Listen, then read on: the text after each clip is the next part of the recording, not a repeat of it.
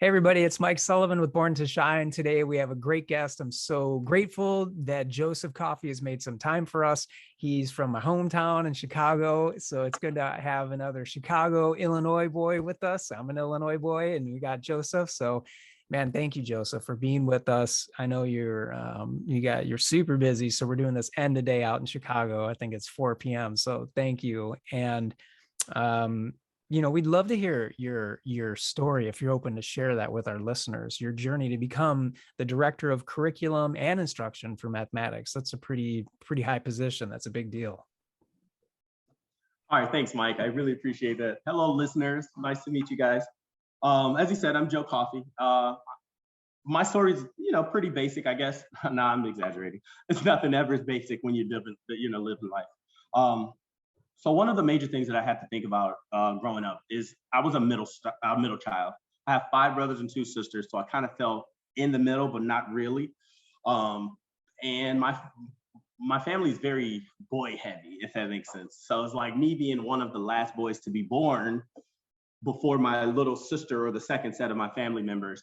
My little sister took a lot of the attention, which kind of gave me that whole middle child syndrome without being in the middle child. In addition to that, my older brother is a paranoid schizophrenic diagnosed, and he struggled a lot, navigating through school and fitting in and doing some of the major responsibilities of an adult or a growing child. So I became his older brother while being his younger brother for the majority of his life, and I'm still his caretaker these days as well. Like one of the things, especially, my dad never graduated from high school. My mom, she graduated high school, but never did any college. So I'm a first generation college graduate. I went to DePaul University here in Chicago, nice. And then later went to Concordia University here in Chicago, or in River Forest, but Chicagoland. Yeah. So yeah, double time first generation graduate, which is kind of like my goal the entire time. I noticed and my family is like, it wasn't ever a really big push for me to go to college. It wasn't ever a big, it wasn't a big emphasis. It wasn't a lot of knowledge around it. My family wasn't very educated on what needed to happen as far as FAFSA was concerned, or as far as like aid was concerned or anything like that. So one of the biggest things that I could do, especially since I was feeling ignored at home, being a middle child, is I focused all my attention on education. So that later turned me into valedictorian of high school and of middle school. Wow. I graduated National Honor Society, and gratefully I got accepted in a couple different places. That was willing to take me and help me out a little bit. But during the time, it was still too much. I went to DePaul, and they're like $45 a year, and I don't think anything was enough, any supplemental scholarships or anything was enough to fully pay for that without additional help. So during college, I had about 4 or 5 jobs. I worked at Garrett Popcorn, the Garrett Popcorn shops. In addition to that, I was a Chicago Park District lifeguard. I did Lyft and Uber at the same time, and a pizza delivery guy. So at the end of the day, is every quarter I was paying about $3,000 or $4,000 out of pocket. So one of the biggest things that I drove myself to do was accomplish that goal, not only for me and my family, but for every young student of color that never felt like they would ever have the opportunity to go to college or go to school or achieve anything.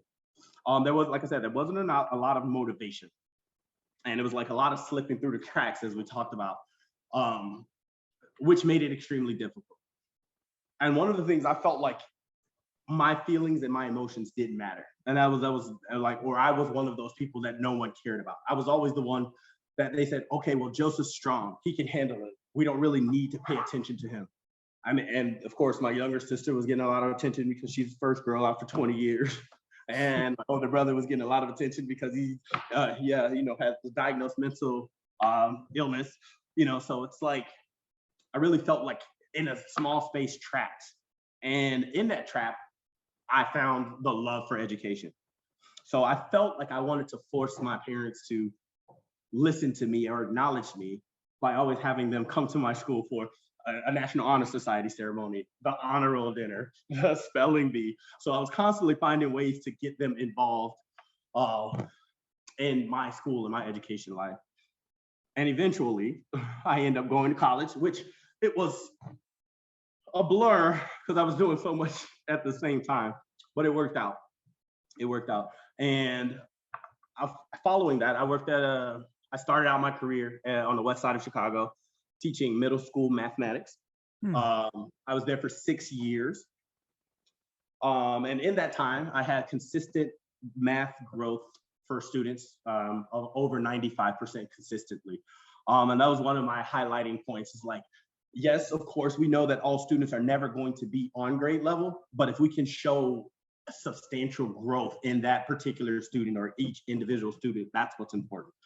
And one of the things that I wanted to do is, like, there are a lot of opportunities for me to teach in different neighborhoods, right?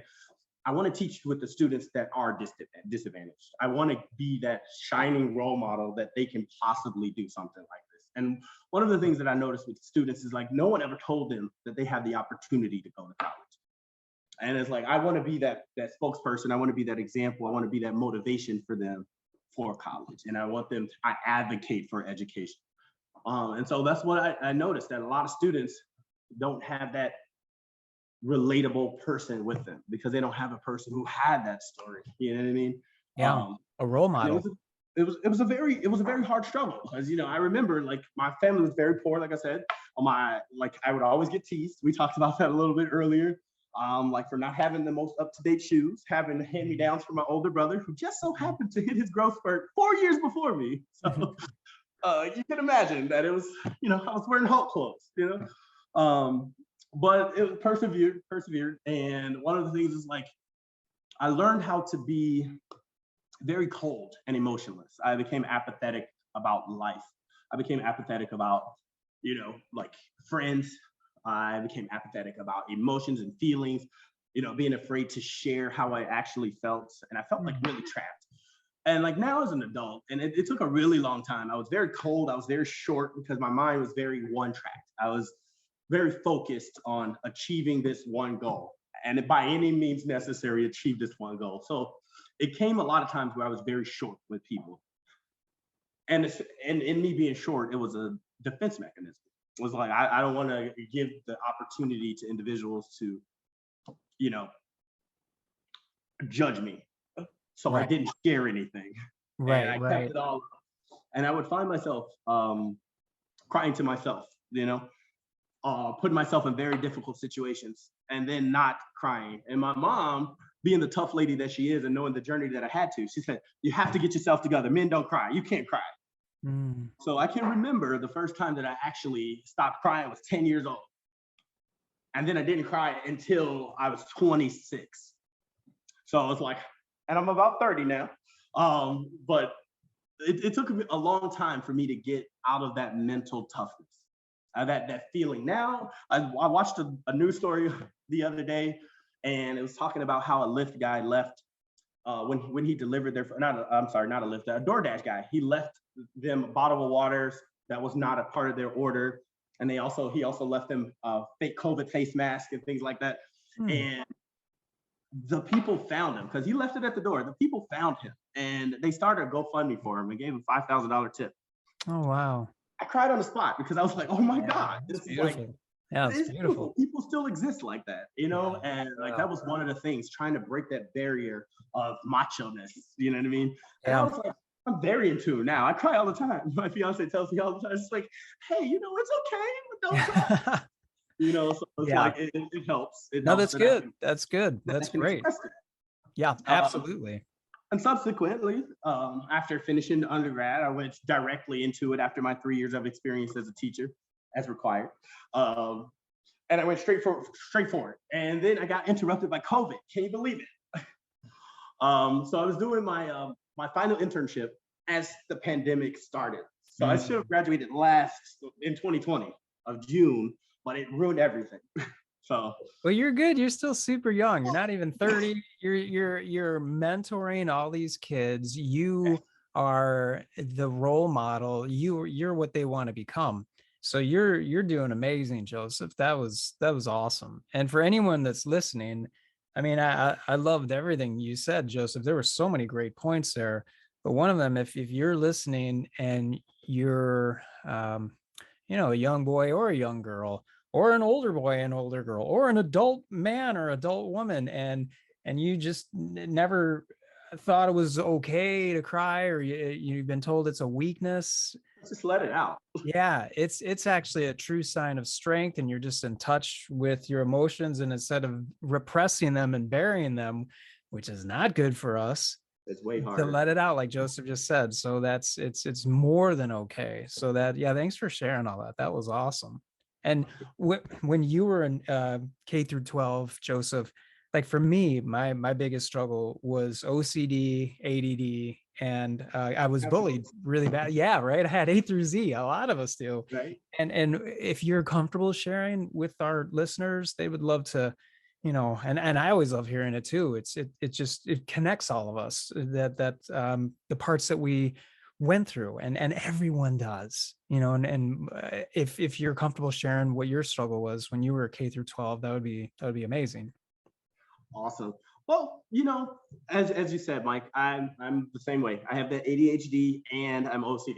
So I was the one that tucked my overlarge T-shirt into my blue jeans that were too big as well, with my belt nice and tight. Yeah. And it was something that I started probably, as my family tell it, when I was about 3. So it was like completely, all those pencils are sharpened. Mm-hmm. It's not that I had a lot, it's just that I took care of the stuff that I was, and it had to be a certain way, right? And it really kicked in with the organizational OCD. It's not necessarily, my desk is always a mess. So people are like, I can't believe you have OCD. I was like, I don't really have it to the point where it drives me crazy when things are a mess. I have a problem when we have 7 pencils in a row and one is sideways. Right. Yeah. So manifest in different ways for different people. Yeah. Right. So it's like, my thing is like, I'm organizing the blocks and standing out of my chair, which is a problem. And I also remember the fact that, of course, we talked about how I started out at valedictorian. Well, I started out very educational and very like inclined to be gifted and all this kind of things. And it's like, one of the things is I finished work really fast. And finishing work really fast and having ADHD is not a good combination, because now I'm talking to my neighbor, Right. or I'm getting out of my chair, or I'm noticing things that should be straight that they're not, and a lot of times I would get reprimanded for that. And it's like at my school, like I can remember in 3rd grade, I had this, I wouldn't say super amazing. I see now that she was amazing. She was helping me out, but then I would definitely not agree. We had a pizza party every Friday, and I was mostly not invited to those based on the fact that I couldn't stay in my seat for the entire week. And it got to the point for me where I never believed that I would actually be able to participate in a pizza party or a popcorn party at the end of the week. So I stopped kind of trying. So then my grades were still very well. I still had very good grades, but my behavior sucked really bad, really badly. So it's like, it was kind of like one of those situations where I would get reprimanded for it, but they wouldn't want to like punish me as if I was a student that wasn't doing well in school. So it was like, I never got to go to those parties, and I never got any additional assistance for that. And this is one of the things that it took me a really long time for me to go and talk to doctors and all this kind of stuff, like a long journey before they say, hey, this is why you're doing this. This is why you can't sit still. Oh, same like, here. Same. I get it. It's like, okay, well, I guess that makes sense, right? Yeah. So it was very tough navigating through that. But it after getting used to the reprimand on every level, going through, like I said, my grades were fine, but my behavior wasn't great. But I got a lot of slap on the wrist because I was, head of this department. I play sports. It's like I was very active, but it's like no one there for me to talk to or to identify that I need extra things to do. At the school, right? School, during school, after school. If we had an assignment that takes everyone an hour and it took me 25 minutes, what do I do for the rest of the time? And I feel like at the time, there wasn't enough back pocket problems, or there weren't enough supplemental assignments for me to do. So I got into mischief. And it was very difficult managing that, because my mom definitely was a stickler on those kind of things. So she didn't appreciate that very much. Now, what actually, is there a person that who was it that helped helped you through that, right? Was it your mom? Was it a school counselor? Was it an outside counselor outside the school? Was it your church? Or, it just for whoever's listening, because maybe they're thinking, I'm just like Joseph. I struggle with ADD and OCD as well. Like, what did he do? I'm just pretending that I'm being a listener right now. And if you could share with them, that'd be awesome. Well, Mike, I'm hoping that I'm that person to help a lot of people out. I didn't really get the help or the services that I needed until I was like out of K-12. And who was it? Well, a group of people, very, very, if you're comfortable sharing. Yeah. I would say that. And a big part is various people that I met over the way. So it's like, great. It is a lot of people kind of can recognize the behavior, but I wasn't familiar with any of it. Right, so it's like, you should just go, talk to somebody about it. So it was like just a couple of people that I passed through the way. It was like not anybody in particular. Yeah. So most importantly, I think that the reason I went into education is to help situations like that. Now, I guess if what advice would you have, Joseph, or someone that's listening that does have ADD or ADHD or OCD, and the struggle, I know the struggle, we both do, right? And if someone's listening, what advice would you have for her or him to start working their way through that? Would it be, connecting with their school counselor? Would it be to, open up and share that they're struggling inside instead of trying to hide it and pretend everything's okay? Like what advice would you have for our listeners? I would definitely say embrace it. That's the most important. I would say that's the most important thing is embrace it. Before you can move on or learn to deal with anything, you have to first accept yourself as the person that you are. Right. And that's the one thing that I had to accept too. It's like, well, yes, this is different about me. Or I have these quirks, as I would like to call it. Right. I have these quirks about myself, and I know how to control those. So instead of tapping the pencil on the desk, like we definitely have all these like fidget spinners or click boxes or things like this that are acceptable. Yeah. And these are our tools that are useful in school. And yes, of course, speaking to counselors definitely will help. Because of course, if you don't feel comfortable talking to your teacher directly, or you fear that they would take it as an excuse or a reason to get out of mischief, or right. It's always nice to go to your counselor and have them transfer the information to the teacher. And that way you can be free of that guilt of being like, oh my God, I'm so bad in this person's class. And it's like, even though that you didn't have to say that, they would already know and understand that there is something. And I think like most teachers, I would say hands down, are willing to help, and they understand how ADHD, OCD, or any other thing like, behavior problems, 504s, IEPs, teachers are willing to help with that. And a lot of times if they don't know, if they don't understand, like if they're unaware of these situations, then it slips through the cracks, which is one of the things that we talked about, like public schools, large public school conglomerates. And it's like, you can't get the help that you need without like advocating for yourself. So yes, I would say first accept yourself, then advocate for yourself, and then do your best to live up to the expectations, and don't make excuses for yourself. I love it, because number one, for sure, accepting ourselves. That's huge, right? That's enormous to really love who we are. Like you said, quirks and all, right? We all have our own quirks. We do. I do too. Everybody has them. And so just really accepting ourselves and loving ourselves, like you said, that definitely, I agree 1,000,000%. Step one. Step two is open up and share it with someone, maybe a school counselor, maybe parents, maybe whoever that person is, someone that you feel like a safe, trusted person, maybe your parents, grandparents, a counselor, anyone. So yeah, that's great, Joseph. And what's working well within your school district? I know you guys have a really awesome special district in Chicago. What are you noticing that's helping the kiddos with their mental health right now? Is it just beefed up with more school counselors, or are there inside programs, or do you guys bring outside programs in, or what's working well for your guys? Well, I would say this is very tricky. This is my first year here at this school, but what I have noticed is that we have very active caseworkers, case managers, speech and language pathologists, the whole nine. They're very active.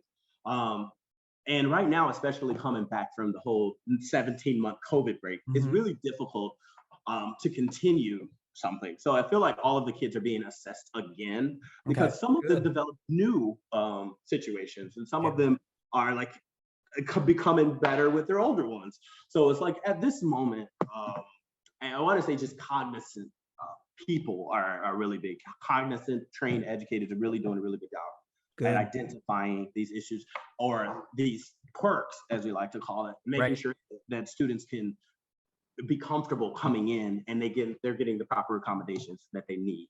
And most importantly, it's like the fact that they have an entire set of documents. We're getting like updated 504s and updated IEPs every day, and making sure the challenges are being communicated with their teachers. I mean, because it's pointless to create a plan for them and no one knows about it. So that constant communication definitely helps. I think our department is doing a really good job with that. That's awesome, man. I love that. And then if there's any final thoughts you have, Joseph, or any final words of wisdom that you like to share with our listeners, if it's, a student or maybe a teacher or maybe someone on the admin side like yourself, whatever wisdom you'd like to share would be awesome. Well, I guess I will have to be the most cliche person ever if I say don't judge a book by its cover. It's like everyone's different, and sometimes you have to crack the pages a little bit. Sometimes it's a hard cover, sometimes it's a soft cover. And with the hard covers, you're gonna have to work a little bit harder because not everyone is really ready to be open and to communicate about it. So I would say just be patient and be kind and be willing to listen. And it won't ever come at the time that you're expecting it, but you just have to make sure that you're there when they need it. Yeah. Always being there. That's what I can say. Love that, man. Joseph Coffee, thank you so much. I can't thank you enough for sharing everything you did, for opening up with us and our listeners. And I know a lot of people are going to learn a lot from what you shared. And this was awesome. So thank you so much for spending time with us. Thanks, Mike. I appreciate that.